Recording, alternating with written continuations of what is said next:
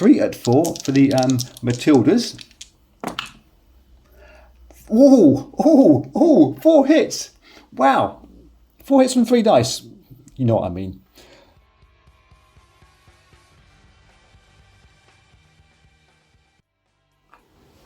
This is Axis and Allies North Africa on the Tour Desk channel. Gameplay. We're going to go for it now. Finally start throwing some dice at this game after those couple of introduction videos which to a greater or lesser extent got things right when explaining some of the units and how the phases worked and bits and pieces, special abilities. Yeah, you've probably seen some of them at least, or at least a couple of minutes of some of them.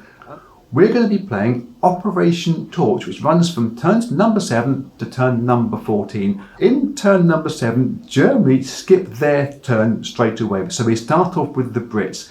I'm not going to be bringing in every single manoeuvre, or my thinking or lack of it, dice rolls, etc. for everybody, but I think I'll do the UK turn number 7 as a complete playthrough. Everything moves, all the phases, so on and so forth. And then after that, to report at the end of turn number 7. And then for the following turns, I shall find one particular battle or instance that floats my boat and bring those to you. And then when we get to the end, to the meat and potatoes of this game, I might increase the volume of dice rolls that you see, etc. So let's get on with Operation Torch, turn number 7 with the UK. Before we get going, may I mention that I make these videos in aid of a charity called Cure Parkinson's. You can guess what they're trying to do. There is a link to them below this video, one in the About section on the channel page. If you happen to have a spare, $1, Euro, Yen, Yak or British pound you can send to them, I'm sure they'd appreciate it. Okay, so before we start the Phase 1 Advanced Convoys, a couple of things to bring you, hopefully without too much waffling, the last bit of waffling that I'm ever going to do. No, I'm going to waffle you, that's for sure. With my air bases here, I've mentioned before how useful they are for denoting your aircraft planning. A secondary thing came up where I noticed when I was playing this game that I'm no longer thinking about the 8 stack limits in these areas that aren't controlled, simply because any area with an airbase has a higher stack limit than the 8. So whenever you see an airbase somewhere, you're always thinking, how many units can I get in there? There's 10 in a lot of places, there's 13 in other places. Anywhere without airbases, if you're using your custom ones or your G40 ones, your stack limit comes to mind straight away without too much thinking. The other thing to bring up is on the pre-turn phase, when you're loading your units onto the board, the UK must put a couple of Hermann Shermans into the Suez Canal here, but they have 12 RPs to spend in Indian Ocean and Atlantic convoy zones. The UK have gone for 4 infantry, they've gone for 2 artillery and 1 scout car. That's all. So, phase number 1 is advance the convoys. The UK bring these 2 Shermans into Cairo, and the rest of the guys from the Atlantic Ocean, Indian Ocean convoy start sweeping around. That's it. We can now look up to our phase number 2. Slide my little tokeny thing down. Requisition reinforcements. I've already planned that to save us a little bit of time. So walk this way. In the reinforcement zone for the UK, they've got 36 available because they will spend 1 supply from mortar, which opens up that 15 RPs to them. They got 15 RPs from Cairo plus 6 in their basic reinforcement numbers. They're spending 369 on infantry, another 3 on there to give us our supplies, which is 12. Those 2 cost 8, which is 20, 1 fighter plane, 30 and 6 for the submarine. There's lots of different ways you can do this. I do like the way you can get your 12 advanced RPs worth into those 2 convoy zones, or 3 if you play in the game from turn number 1. And obviously whatever you do on this early part of the game is going to affect the rest of the game throughout. I'm hoping this anti-aircraft gun will be going into the mortar convoy with the fighter to protect it. Those supplies in mortar are absolutely crucial to the UK forces. If they fall, and they fall early, you're losing 15 RPs. Almost half of your monies for each of these turns. It's really important to get those as safe as we can, as fast as they can. Back over to here for our combat movements. It's phase number 3, combat move and attack declarations. The UK are going to be moving as much as they can everything from Cairo into Mersa Matruh, M&Ms for short. There are, however, 11 combat land units they can move in. If we were to move 11 units into M&Ms, it's going to cost us 3 supplies. So we're just going to be using 10 units for that. One of those chips off of this stack, and just moving in all these infantry, all these tanks and the artillery into that battle there. I'll sort it all out all tidily in a mo. The other attack that we're going to be doing is using the fighter who's going to be involved in this M&M attack. This bomber is going to fly itself 1, 2, 3 spaces over to Benghazi. It's going to be supported by the one scout car that's got movement as well, and it's using its hit and run ability to go 1, 2 and have a free attack, for want of a better expression, a unsupplied attack into Benghazi as well. The third attack we're going to be doing, and this is the big and brave one that I think can go horribly wrong for the UK.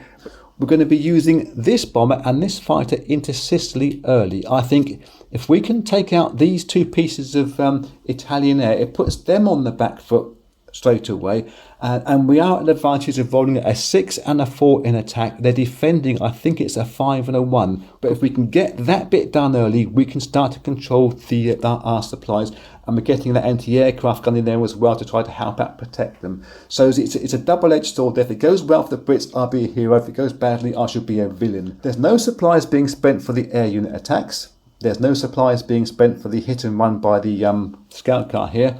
But the UK will have to spend 2 supplies on their attack declaration to move these 10 units in. So 2 of those supplies disappear. 1, 2.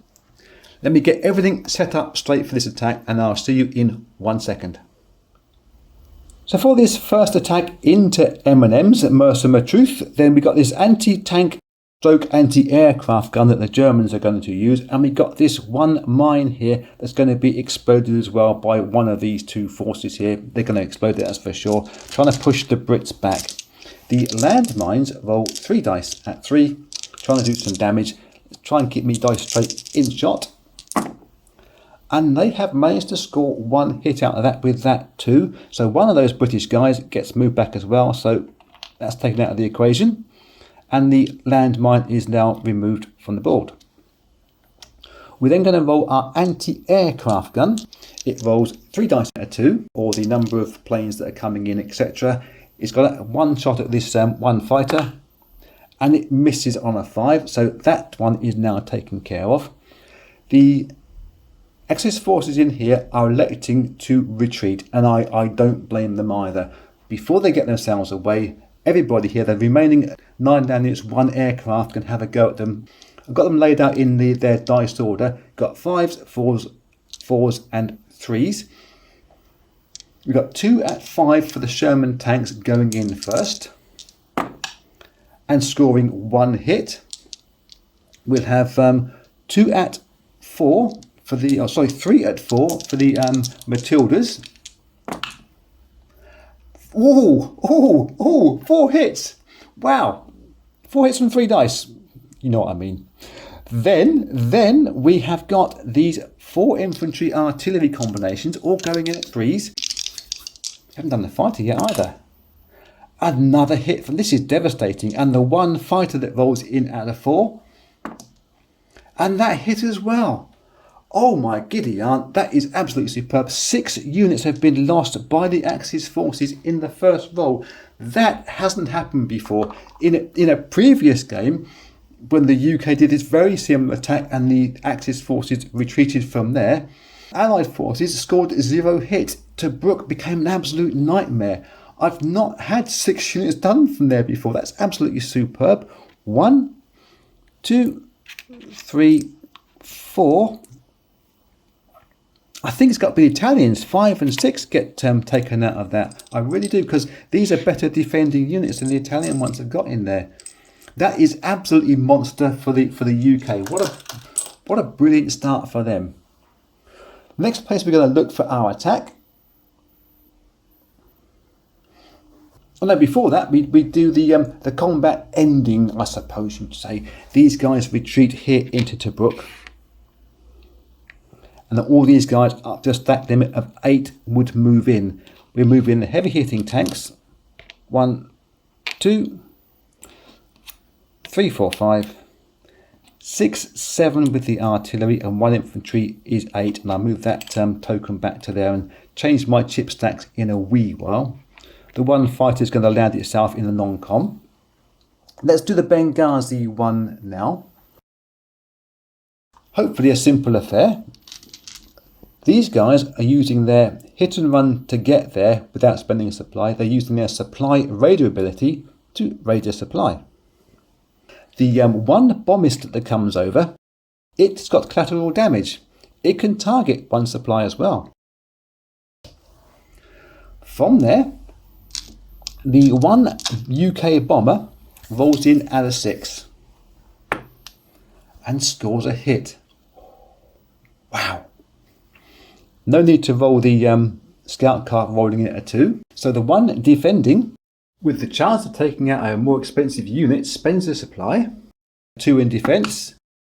It scores a hit as well. Okay, they got some sort of recompense for that. We're going to take it on the scout car rather than the bomber, obviously. Scout car goes away. This guy goes away from here as well. The Benghazi control of their convoy zone is still in Axis forces. We couldn't get into there anyway this turn, but that is the end of the Benghazi attack. We look now at the dodgy one. Definitely a bit dodgy up there in Sicily. I can try and balance my dice tray somewhere neat and tidy.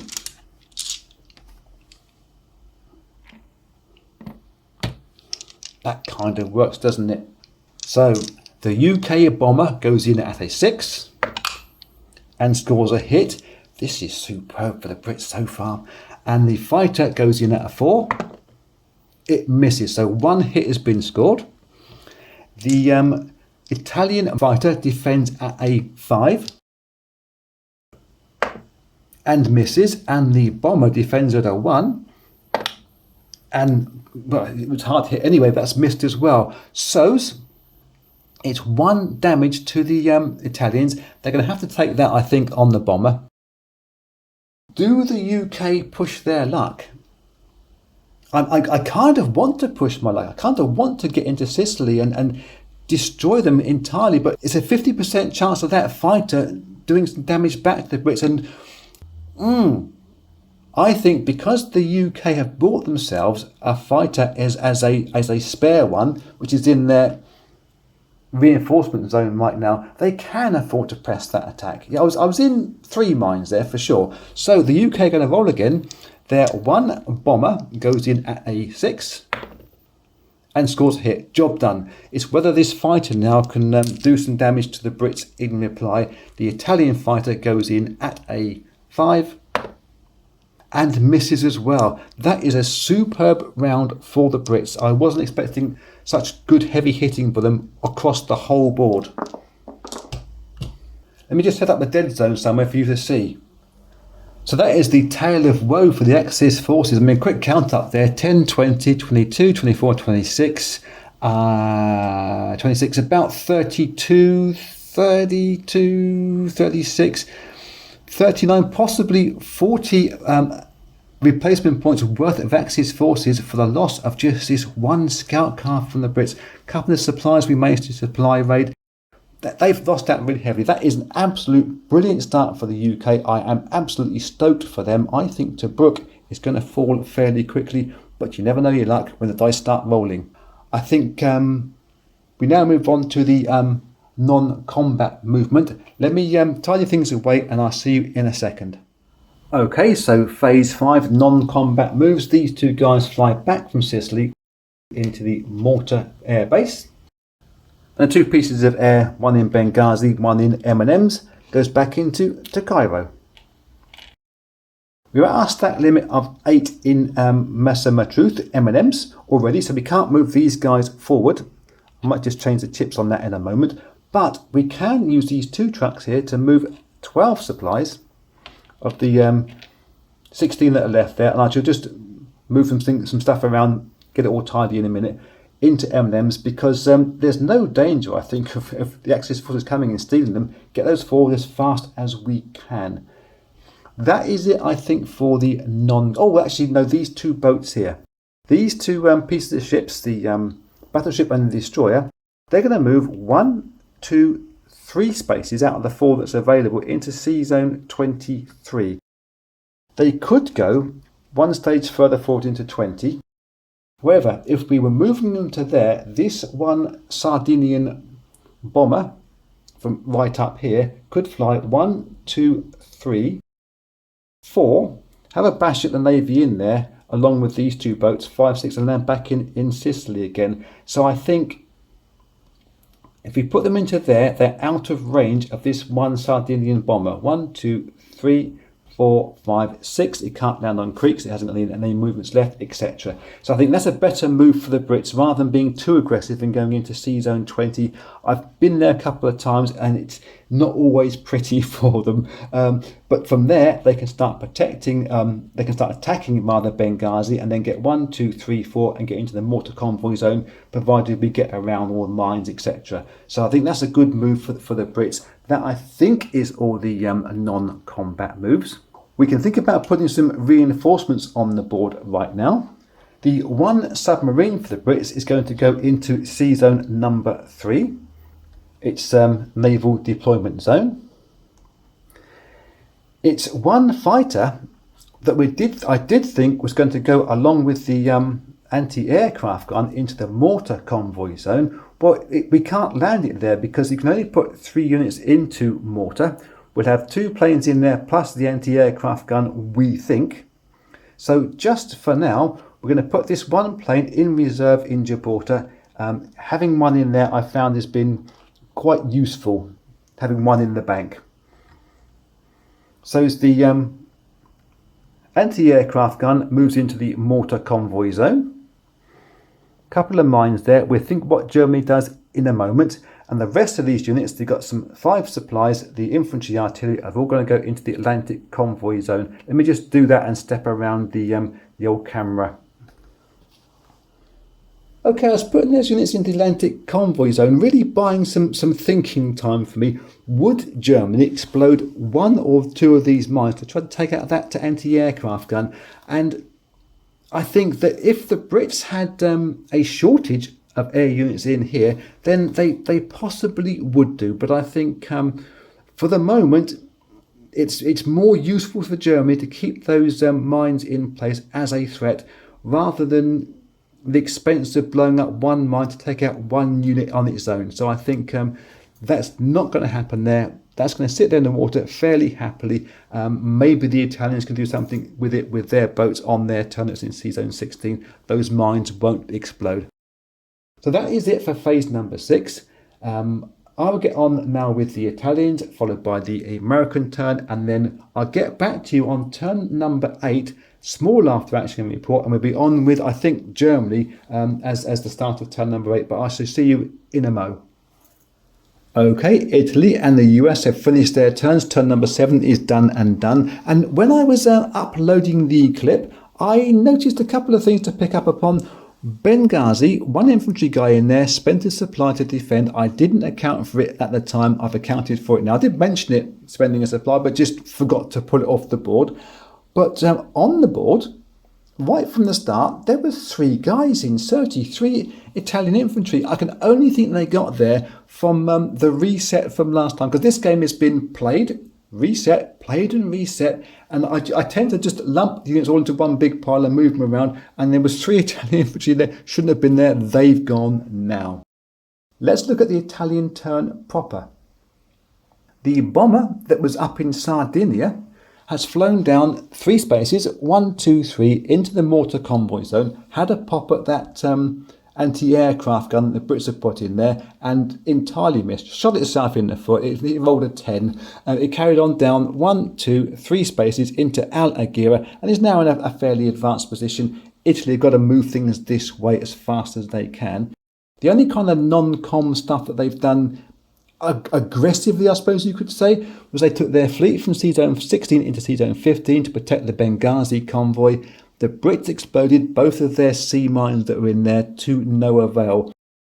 It was a 50-50 choice whether they explode them for the combat units or for the reinforcements coming in. They chose to get the attacking units and completely failed. So everything else that they've done has been moving their supply truck, their stolen British supply truck, from Tobruk over to Tripoli to start grabbing units and bringing those forward as fast as they can. And they've moved the guys from Tripoli into Sirte, a long, slow walk down. And guys that were in Mareth, there's 5 infantry beginning there. 2 of those have moved westwards to Al Ued. I'm not sure how you pronounce that at all. And 3 guys have gone to Tripoli. Over on the American turn, they had some pretty good successes, I would say. Their turn begins with them invading the beaches in Casablanca, Oran and Algiers, along with some Brits in Algiers. It's essentially a twin attack there. So it's the first time you have 2 powers attacking in the same space in the same turn, which is novel. I understand why it's been done. It's quite a novel idea. The Americans versus the Vichy French in Casablanca. They took themselves 2 goes to knock the Vichy French out, taking 1 casualty themselves. However, in Oran and Algiers, a much different story. There were absolutely 0 hits from anybody in that attack. The Allies were attacking at 2s. The Vichy French were defending at 3s. Because everybody entirely missed, when the Vichy French miss, they say, "Monsieur, we want to join your side," and they have now become Allied troops. I don't think the Americans could ask for much better than that. Their reinforcements have been to get a couple of destroyers going into Sea Zone number 2, a bit of air cover for that, and just a couple of artillery and 1 truck. It's a very defensive purchase, because in Sea Zone number 1, the Germans were putting 1 or 2 submarines in there for sure. It's a protective move early doors. So that is it, I think, for turn number 7 entirely. Next up, we'll be looking at what the Germans do in turn number 8. Germany on turn number 8 have caused me quite a few headaches and rethinking all the way through, mainly caused because of those damn Brits and their absolute monster dice roll from M&Ms into Tobruk. It means that Germany, they can't be as aggressive as they want to be, but they also can't be really too defensive, because if they're just an absolute walkover here, they are going to be walked over by the superior buying power of the UK and the Americans' reinforcement points. So Germany are going to be passive aggressive, I suppose you would say. Let's do their phase 1 advanced convoys first. These guys here in the Tunis convoy zone drop into the Tunis itself. We put those onto there. We put a couple of fuel tokens on so we know that the planes haven't moved yet, and the supplies, dropping things all over the place, the supplies come into there as well. It gives us 7 supplies. I wanted to purchase some supplies for Germany to drop into here, but I think we're going to put those into Benghazi. We got 7 here and there's a couple down here. That's for later on. Their purchase, their reinforcements, 45 reinforcement points, passive aggressive purchase this time. Couple of submarines, got a good plan for those. We've got 3 mines, some supplies, and a fighter, which might help us out later on, and some infantry to give us some kind of bulking up, and a truck to move things. The first thing we do, these 2 submarines must go into Sea Zone 1 on reinforcement rather than the deployment where everybody else comes in. They drop into there. They're usable now straight away for the Germans, and they are going to be using them. The other thing that happens is the 3 mines go onto the board. We're going to put 1 into the border between Kasserine Pass and Algiers, because we control that place. The second one will go onto the border between Tunis and the Kasserine Pass, assuming that the Allied forces come through this way. But we want to keep hold of these 2 replacement points. We can't afford to lose those. And the third one will be going over into the border between Tobruk and M&Ms, just over there. We are hoping to be able to hang on to this in turn number 8, but you never know. If we move on to the phase number 3, the combat move and attack declarations, this is where the passive aggressive part comes in. There's going to be 2 attacks by the Germans, and The first one's a little bit brave, but it's taking a leaf out of the Brits book. When the Brits went from Malta into Sicily and knocked out those 2 Italian air units there, the Germans are going to do the same, but they've got a little bit more to gain from this, because if we put our 2 planes over into the Malta sea zone, yes, we won't be able to use them for defending our Tunis convoy, but we have got a plane that's available on our purchase. However, we got a collateral damage bomber. It can take out 1 supply straight away, meaning the Brits will really have to think very much about getting some supplies next time, compromising their purchase, compromising their placements a fraction. Otherwise, the Brits won't be getting that 15 reinforcement points to put into their budget.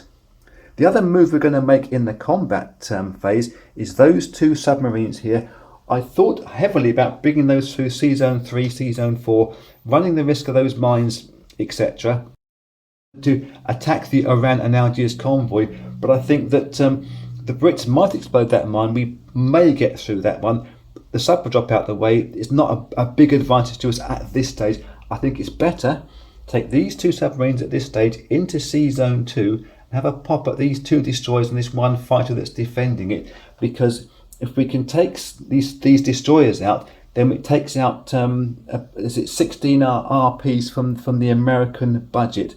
And at the moment, I just figure we're trying to do economic damage to the Allied forces. So let's do that as the first one. Let me just move you over that way. 1 second.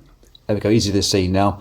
We got the 2 German submarines. They'll be rolling in at a 4. The American destroyers rolling in at a 4 as well. And I believe the fighter defends at a 5. Let me check. Fighter does defend at a 5.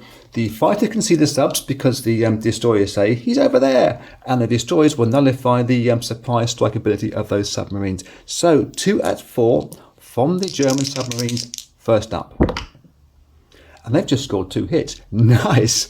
Oh, that's a turnip for the cooks. So the destroyers will go under. They can roll 2 at 4 first in their defence and score 1 hit. So that one's going to be taken out of the equation, and the fighter plane will get a roll at a 5 as well, and misses. Even though I rolled the wrong coloured dice, it misses. So that's pretty important. That submarine goes. These 2 destroyers go. 2 units can now escape the combat on their transport ships. I think it's going to be 1 truck and 1 artillery piece. That's the most important thing, I think. The air can't hit the sub can't hit the air, but the sub has a chance of taking out this 1 unit on the second round of combat. It's got to hit it at a 4, and it misses. So this thing now escapes from the combat, runs away, the plane stays away, and this submarine remains in this sea zone for later on. That's the end of the combat in sea zone number 2. Let's move over to the one in Malta. So over here in Malta, we got the Brits defending at a 5 and a 1, and Germany attacking at a 5 and a 4. We've already taken away that 1 supply earlier on. So a 5 and a 4. Let's have a 5 for the bomber and a 4 for the fighter. 2 different coloured dice. Is that in shot? Just about. And we have scored 1 hit from that one at 4. So I think the Brits will be forced to take that probably on that bomber. It's the least defendable unit or defending unit. Take him out the way straight away. We've stripped the dice colours around because this is now the lead unit there. That's going to be one that's going to be at a 5 for the Brits and a 1 for the Brits in defence. And they've both missed. Eek, eek. This is good for Germany thus far. So once again, we got the lead dice being the German colour at a 5 and a 4 on the brown dice. Trying to take out that British fighter. And they have done it. It's the fighter again from Germany that's taken that out. Nice. Brits can now get the 1 roll with its 1 fighter defending at a 5 and scoring a hit. I think Germany will probably take that on their destroyer, on their bomber as well, because it defends at the least numbers. It defends at a 2, I think it is, and I think Germany would prefer having that defensive power that 109 has. So that is the end. That is the end of all the combat there in the mortar sea zone, and the end of all the combat entirely. Let me have a quick think about the non-combat move phase 5. Get back to you in a second. So the non-combat move phase 5 for Germany into Brook is really important. I was really tempted to pull them back out there, but I think we can hang on, especially with our re-rolls at 9s and 10s. So our non-combat move is just to line these things up and say, come and have a go if you think you're hard enough. That is to Brook's non-combat move. Over here in mortar, well, the plane's going to fly back from mortar 2 spaces into Tunis and land there. They've got no more fuel, so we can't assign those to any kind of protection. But we're going to be moving these 2 guys from Mareth into Kasserine Pass. We're going to be taking these 2 infantry guys forward into Constantine. The 2 tanks will go into Kasserine Pass. What is he doing drunkenly on its side there? And we're putting the 2 artillery pieces in Kasserine Pass as well.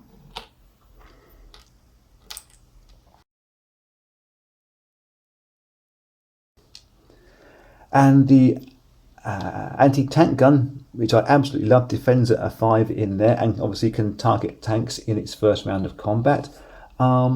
And these 2 units up here will drop into there as well. We think we got enough there. There's 1, 2, 3, 4, 5, 6 on a stack limit of 10, and 1, 2, 3, 4, 5 on a stack limit of 8. There's still more stuff can come into play later on.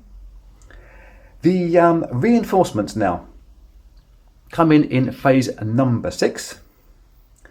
The supplies we are putting into the Benghazi sea zone along with the German fighter, and 2 of the infantries that we bought, they go into Benghazi as well.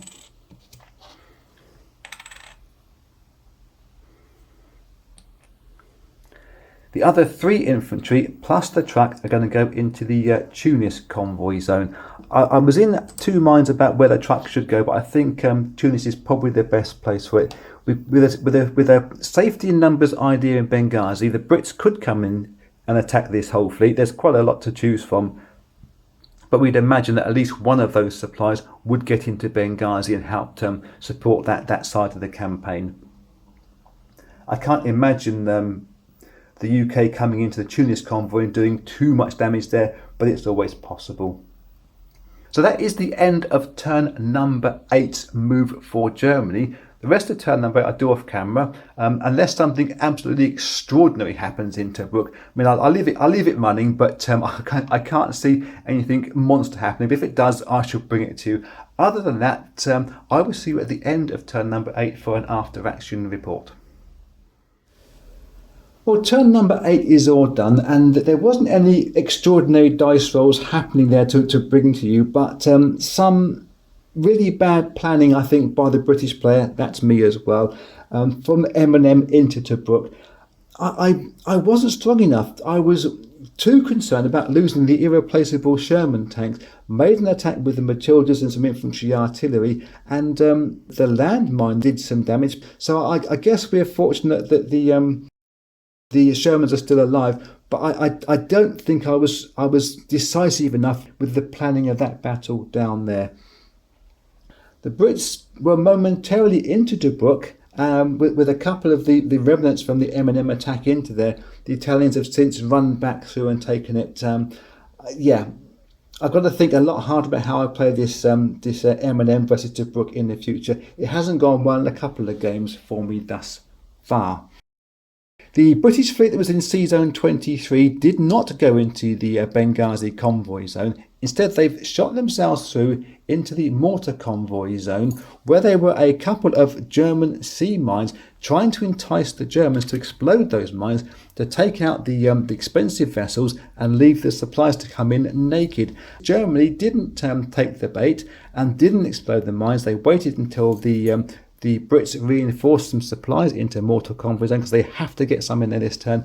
But the supplies managed to survive that attack, much to the relief of the Brits.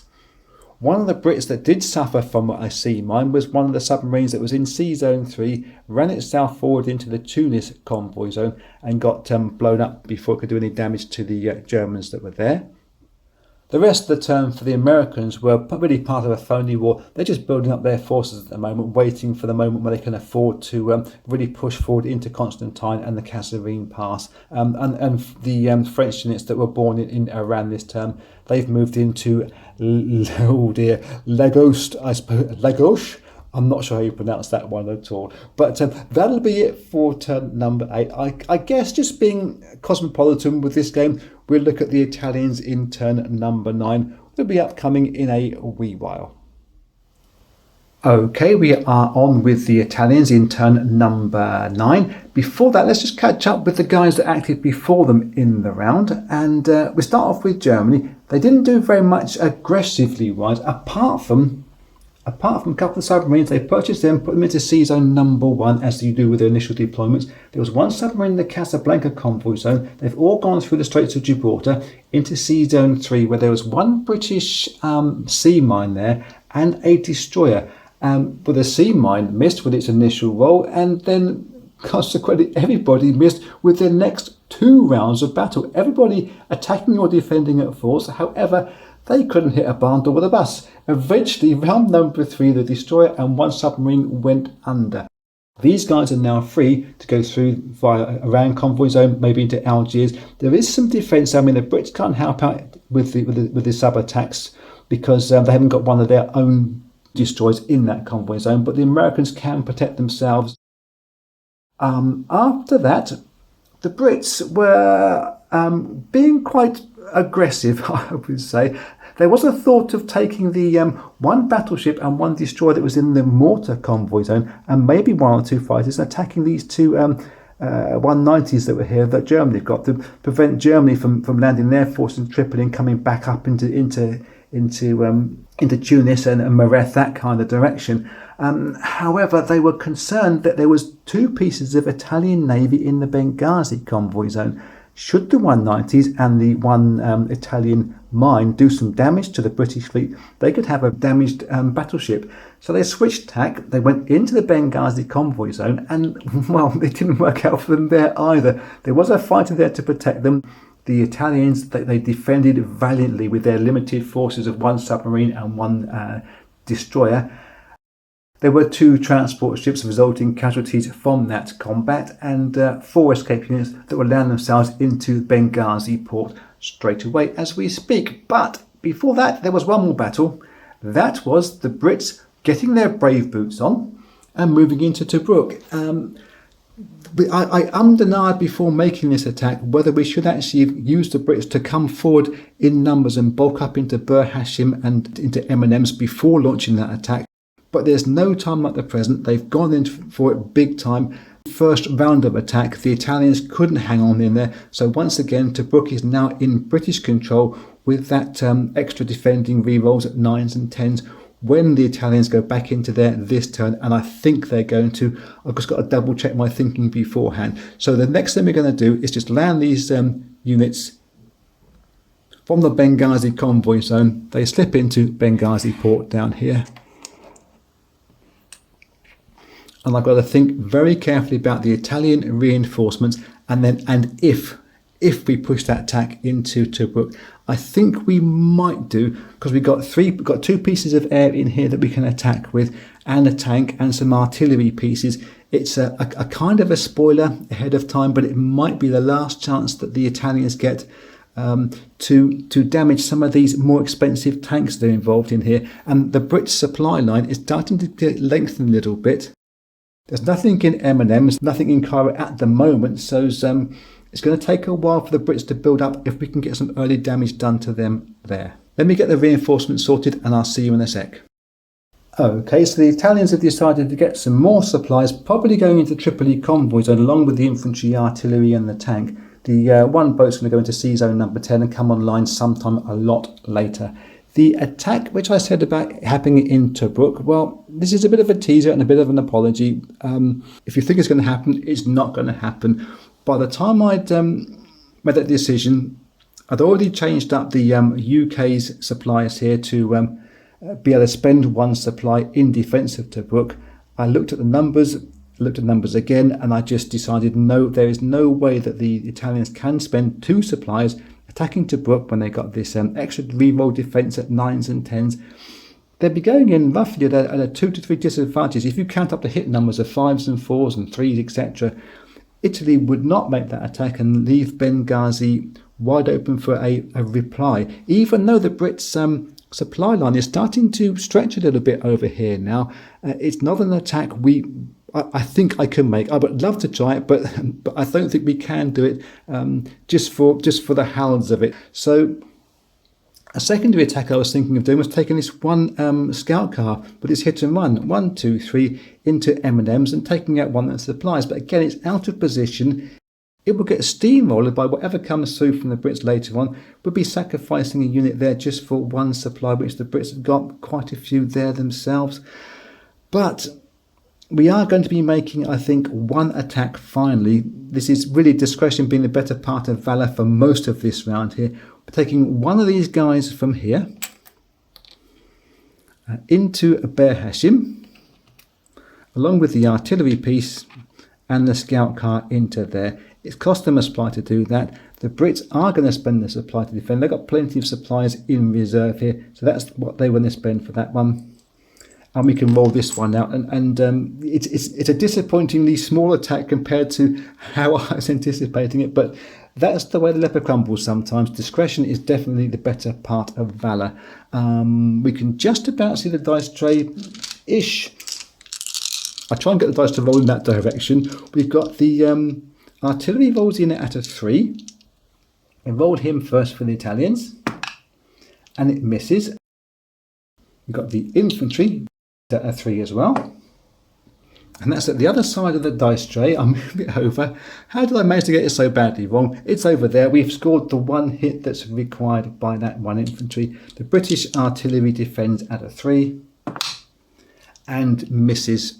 Just about see that there. Yeah, okay. So we've missed in that attack. So that one is taken out of there. The Italians are into Behr Hashim as a small blocker, potentially a flanking force into Tobruk. I'm in really a very doubtful one as to whether we can get Tobruk back again. I don't think we can, but it was a pipe dream for me. So all these guys from the UK go back into Tobruk. All these guys will go back into Benghazi. I'm probably going to move these planes, if not as far as Al Aghira, maybe into Tripoli up there as well. I think we're trying to look at defending rather than attacking now. It's a weak turn by the Italians. It's all I can think to do. After that, the United States will be continuing their build-up. It might be a small battle up there, but I think that will be it for turn number 9. I will see you in turn number 10 when we've gone through Germany, UK, Italy's turns, and America can start coming forward properly. Okay, we are on round number 10 with America. We've made no moves for them at all thus far, but just to hopefully avoid too much confusion, we look back at the end of turn number 9 and the turn 10 actions thus far. The Americans have done very little aggressively, really throughout this whole game, apart from defending their landing troops. This time, they've got their brave boots on and they've gone into Sea Zone 3, where there was a couple of German submarines in there. They've taken both the submarines out, losing a destroyer themselves in the process, but it's now disheartened the German player and exposed really frailties in their plans. More of that later. I think this cautious approach by America has worked out quite nicely now. They've got infantry and artillery in place. They've got their lots of supplies there. All their ducks are in a row. I think turn number 10 is going to be an explosive round for them. They did use the French to come forward in turn number 9 from Lagotte into Al-Ured, and they kicked the Italians out of there that were defending. Obviously, there's no supplies here, so these guys can't come forward anymore at the moment, but there is just one supply track that will have to change this turn, that's for sure.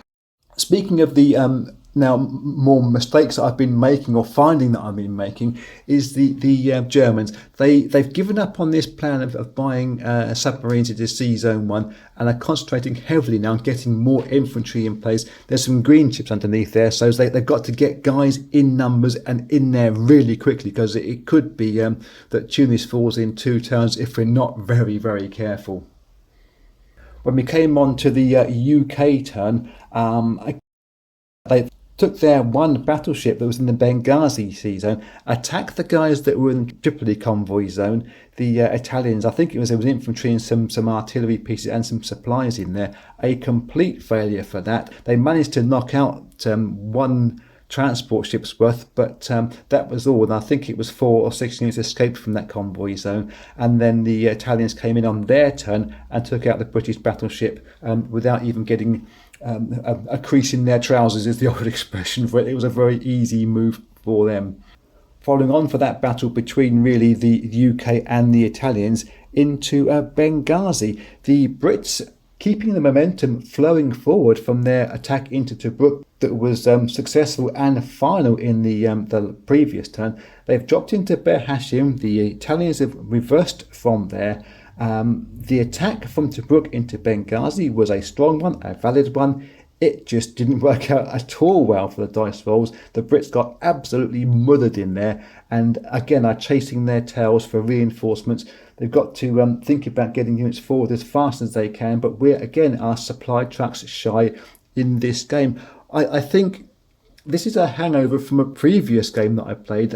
I think it was 2 games ago. I ended up having so many trucks on the eastern side of the map, I had nothing left to move units in the western side of the map. And so I think this time I've got too few trucks. Yep. Every day is a school day when you're playing Axis and Allies. That's all I can say. That's probably covered the progress so far of this game, and now we can go back over to America for their proper turn number 10 go, where we start off with advancing their convoy units back onto the board, and then I'll look at the reinforcements. I will see you then.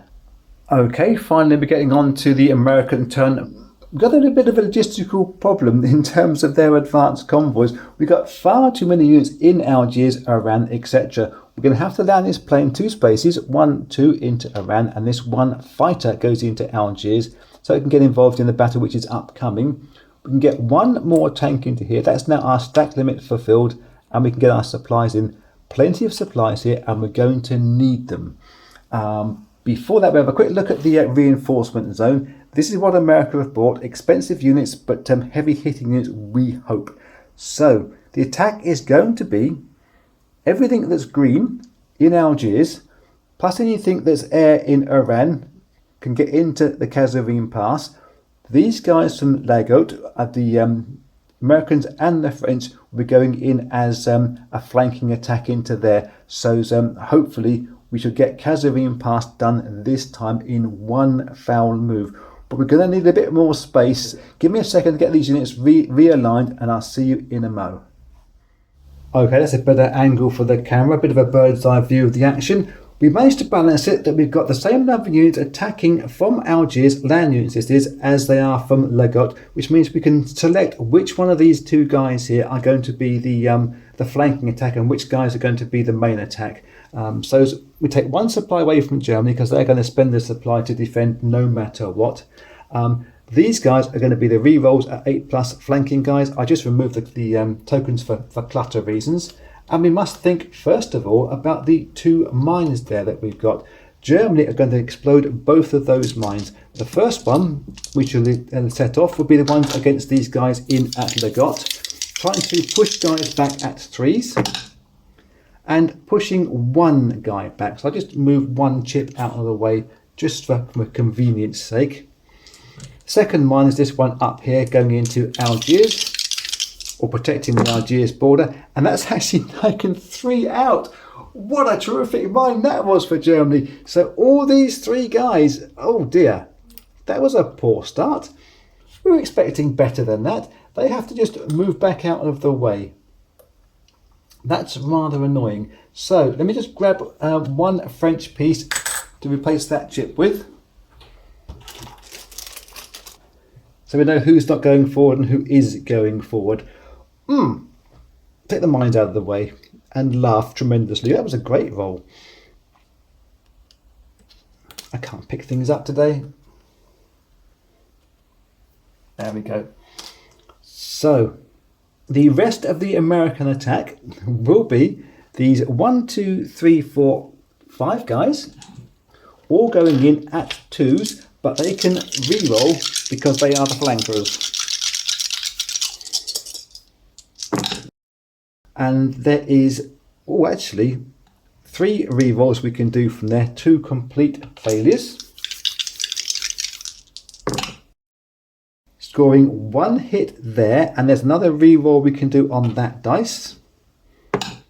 And they've got 2 hits. Nice! So 2 of the Germans will immediately be taken as casualties. We'll just put those to one side, just at the back there. We know what we're doing, we can remember all this, we're pretty sure. The main attack from this side, the reduced main attack from this side, without the re-rolls, we have the bomber going in at a 6 and scoring a hit. We have the tank going in at a 5 and missing. And then we've got the 2 fighters going in at 4s, both missing, and the 2 artillery pieces at 3s, scoring 1 hit. So that's 2 hits in total from that side of the attack, so 2 more of these guys can move back. I'd suggest that is a disappointing start for the US, losing those 3 infantry from that attack straight off. So Germany to reply now from there. We've done all their supplies straight up. They have their 2 tanks which will be at 4s, and then they have 7 guys at 3s. So 2 at 4 for the Panzer tanks.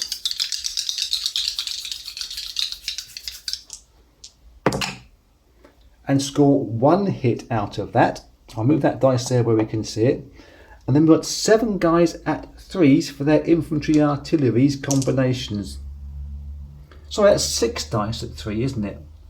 6 dice at 3s for the infantry artillery combinations. And they've scored just the 1 more hit. I think Germany will be really disappointed with that dice roll. Happy with the mines, but disappointed with the dice roll. So we will have 2 damage off of the incoming guys. I think it's going to be just 2 infantry pieces, 1 from there and 1 guy from that stack. These guys here all come off the board. And it's now a consideration. Well, I'm absolutely certain that the Americans are going to press this attack. It's whether or not Germany decide to retreat from the Kasserine Pass and preserve what little they have there. While there's still a chance of destroying American pieces, I think Germany will take that. I think they will take that. So these guys here, they must spend 1 supply from the flanking side. We've only got 3 guys in here that can now go in as land units. They have to pay for their attack, so just 1 supply being used from here. And I've got to take 1 supply off of that German stack of 5, which will become a stack of 4.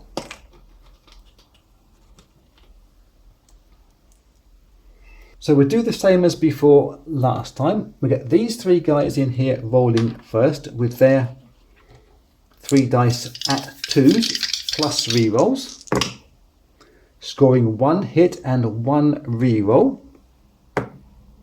and another reroll, and scoring a hit because that was the one that was over there. So we got 2 more off of the Germans straight away. Pretty pleased with that.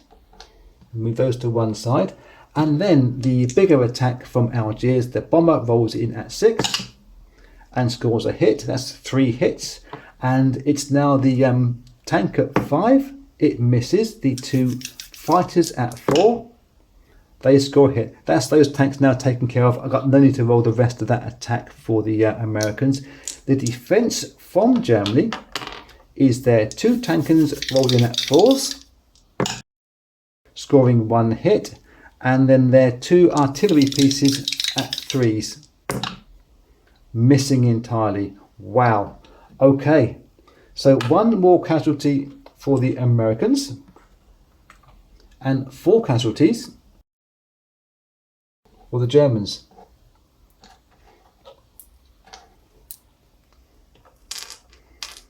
I think the Americans will be pretty happy with that. They must move in their units up to that stack limit of 10, if they can do. So they got 1, 2, and then 3, 4, and really justify that 1 tank to go in there. It's not as bulky as perhaps that the Americans would like, but I would think they are happy enough to be in there. I can't see a massive attack coming back from Germany. There's a few units up here in the convoy zone, the Tunis convoy zone, which are going to land later on and have a little bash at the Americans. But I think overall America will be happy enough with that attack. After this, there's just going to be the regular non-com moves, shuffling units forward into Kesavine Pass from guys from Iran going into Algiers, etc. There's no need for you to see all that. I think that's plenty enough for the American turn on turn number 10, and I think also plenty enough for video number 1. We're running right up to my usual finishing time. So thank you very much for watching. I will see you in turn number 11, video number 2, coming up sometime shortly. Till then, be cool.